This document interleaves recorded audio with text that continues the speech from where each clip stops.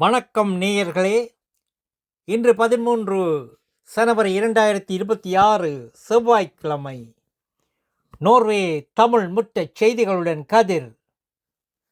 முதலில் தலைப்புச் செய்திகள். மின்சார வண்டி பசுமை புரட்சி.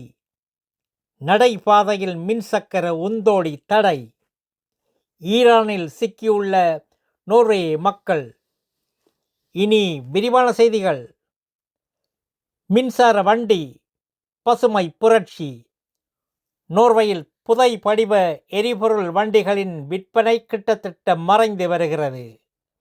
கடந்த ஆண்டு விற்பனை செய்யப்பட்ட புதிய வண்டிகளில் 96 விழுக்காடு மின்சார வண்டிகளாக இருந்தன.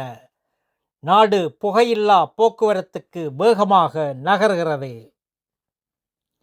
நடைபாதையில் மின்சக்கர உந்தோடி தடை. நோர்வே நாடாளுமன்றம் ஒஸ்லோவில் நடைபாதைகளில் மின்சக்கர உந்தோடிகளை எல்ஸ்பாக்கர் தடை செய்ய அதிகாரம் வழங்கியுள்ளது. நடை பயனர்களின் பாதுகாப்பை மேம்படுத்தி மோதல்களை குறைப்பதே நோக்கம். ஈரானில் சிக்கியுள்ள நோர்வே மக்கள். ஈரானில் 50க்கும் மேற்பட்ட நோர்வே குடிமக்கள் இருப்பதாக வெளியுறவுத்துறை தெரிவித்துள்ளது. பதற்ற சூழல் காரணமாக ஈரானுக்கு செல்ல வேண்டாம் என அரசு கடுமையாக மீண்டும் எச்சரித்துள்ளது. நல்லது நேயர்களே, நாளை இறைவன்கிழமை.